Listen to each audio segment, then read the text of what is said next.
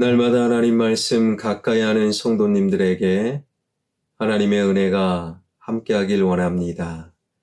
오늘 하나님 주신 말씀은 출애굽기 9장 1절에서 7절까지 말씀입니다.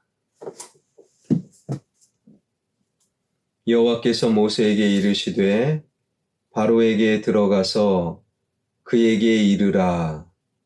히브리 사람의 하나님 여호와께서 말씀하시기를 내 백성을 보내라. 그들이 나를 섬길 것이니라. 내가 만일 보내기를 거절하고 억지로 잡아두면 여호와의 손이 들에 있는 내 가축 곧 말과 나귀와 낙타와 소와 양에게 더하리니 심한 돌림병이 있을 것이며 여호와가 이스라엘의 가축과 애굽의 가축을 구별하리니 이스라엘 자손에게 속한 것은 하나도 죽지 아니하리라 하셨다 하라 하시고 여호와께서 기한을 정하여 이르시되 여호와가 내일 이 땅에서 이 일을 행하리라 하시더니 이튿날에 여호와께서 이 일을 행하시니 애굽의 모든 가축은 죽었으나 이스라엘 자손의 가축은 하나도 죽지 아니한지라. 바로가 사람을 보내어 본즉 이스라엘의 가축은 하나도 죽지 아니하였더라. 그러나 바로의 마음이 완강하여 백성을 보내지 아니하니라. 아멘. 하나님께서 모세를 통해 하나님의 백성들, 이스라엘 백성들을 출애굽 시키기로 작정하셨지요. 모세가 바로 왕 앞에 섭니다. 출애굽기 5장에서 바로는 모세에게 여호와가 누구냐? 하나님은 모세를 통해 여호와 하나님이 누구신지 애굽 왕과 애굽 제국 온 세상에 지금 보여주고 계십니다. 그 방법이 뭡니까? 하나님께서는 사람이 만든 신, 우상을 하나씩 치심으로 하나님이 누구신지 보여주고 계십니다. 첫 번째, 나일강을 치셨어요. 피로 물들이셨습니다. 그래서 하나님이 누구신지 보여주셨지요. 두 번째, 나일강을 치셔서 개구리 재앙을 일으키십니다. 그래서 하나님이 누구신지 또 보여주셨습니다. 세 번째 재앙, 땅에 티끌을 치시니 티끌이 이가 되었더라. 네 번째 재앙, 바로 파리를 통해서 하나님을 존중히 여겨야 된다 세상에 보여주셨지요. 바로 오늘 본문 다섯 번째 재앙은 심한 돌림병, 그것을 악질이다라고 부르는데 3절과 4절입니다. 여호와의 손이 들에 있는 내 가축 곧 말과 나귀와 낙타와 소와 양에게 더하리니 심한 돌림병이 있을 것이며 여호와가 이스라엘의 가축과 애굽의 가축을 구별하리니 이스라엘 자손에게 속한 것은 하나도 죽지 아니하리라 하셨다 하라 하시고 바로 심한 돌림병, 악질을 통하여 애굽의 가축은 다 죽이시고 고센 이스라엘의 가축은 살려주셨다. 이 다섯 번째 재앙은요, 당시 애굽 사람이 섬겼던 가축의 신 아피스와 하도르를 치신 거예요. 여섯 번째 재앙, 독종 재앙은 의술의 신 임모택을 치셨고, 7번째 재앙 우박 재앙은 하늘의 여신인 누투를 치셨고, 8번째 재앙 메뚜기 재앙은 농작물의 신 세라피스와 세스를 치셨고, 9번째 재앙 흑암 재앙은 태양의 신 라를 치셨고, 10번째 재앙 장자의 생명을 거두신 재앙은 신중의 신 바로를 친히 치시는 사건. 하나님은 사람이 만든 신, 그 신을 치심으로 하나님이 어떤 분이신지 온 세상에 드러내 보이셨습니다. 하나님을 잘 몰라요. 그러면 인간의 본성으로 엉뚱한 것을 신이다, 우상을 섬기게 마련이지요. 나일강이 신이야, 개구리가 신이야, 그리고 땅이 신이야, 그리고 가축이 신이야.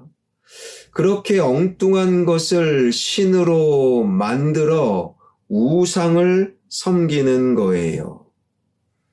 그러나 하나님은 그 우상들을 하나씩 하나씩 치심으로 나일강이 아니라 하나님께서 풍요를, 하나님께서 생명을 주시는 거야.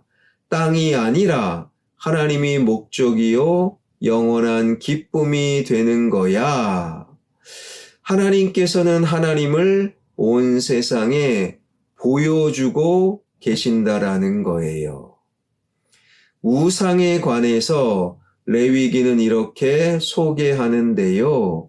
레위기 26장 1절, 자기를 위하여 우상을 만들지 말라. 그러니까 내가 나를 위하여 만든 신이 우상이라는 거예요.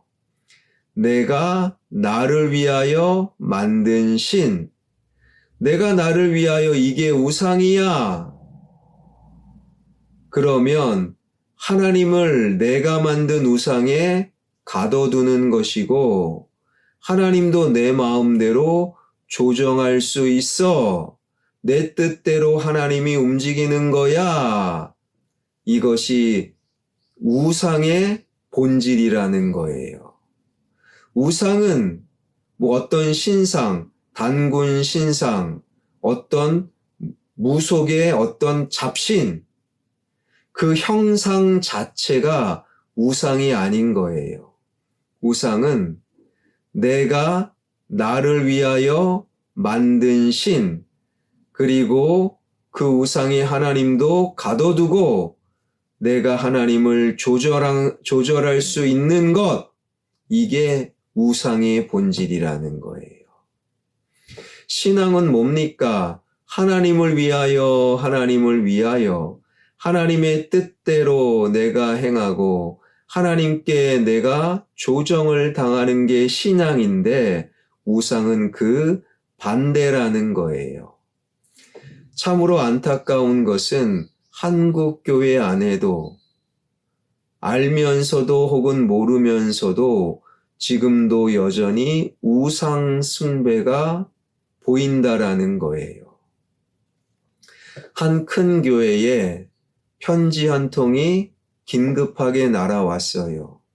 편지 내용이 뭔가, 자기가 신부전증에 걸려 되게 힘듭니다. 신장 이식 수술을 하는데 이 정도 병원비가 필요합니다. 귀 교회에서 좀 병원비 일부를 도와주세요. 그렇게 구제비를 좀 보내달라라는 편지였어요.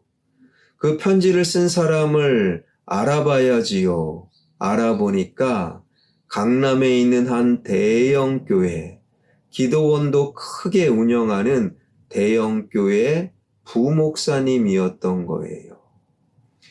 아니, 어찌 그렇게 큰 대형 교회, 돈이 많은 대형 교회에서 열심히 교회를 섬기고 하나님 일하다가 병에 걸린 부목사님을 외면하는가 더 알아보니 그 교회는 평소에 하나님을 믿으면 무병장수하고 소원 성취된다.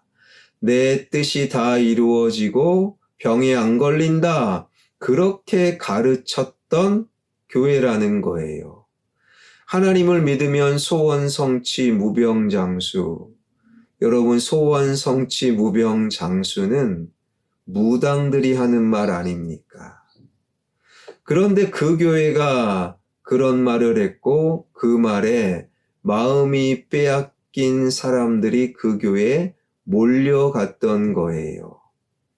그리고 오죽 목사가 기도 안 하고 믿음이 엉망이면 그런 몹쓸병에 걸려 교회 돈으로 한 푼도 그런 목사를 위해 도와줄 수 없어. 그래서 이곳저곳 큰 교회에다 목사님이 편지를 보냈다라는 거예요. 사랑하는 여러분, 하나님을 믿으면 내 소원이 다 이루어집니까? 하나님을 믿으면 하나님의 뜻이 이루어지는 거예요. 그 과정에서 내 소원은 때로는 포기되어야 한다. 여러분, 하나님을 믿으면 무병장수입니까? 저보다 신앙이 훨씬 좋은 장로님, 권사님들이 병에 걸리는 것을 많이 봅니다. 그러면 그분들은 하나님을 안 믿는 겁니까? 아니지요. 하나님을 믿고 하나님을 섬겨도 병에 걸릴 수 있어요. 오히려 그 병을 통해 건강할 때는 몰랐던 하나님을 만날 수 있는 거예요. 무병장수 소원 성취는 무당들이 하는 말입니다. 성경에는 그런 말씀이 없어요. 그럼에도 목사가 얼마나 기도 안 하고 믿음이 엉망이면 몹쓸병에 걸렸나. 한국 교회 안에는 여전히 자기를 위해 소원 성취, 무병장수를 위해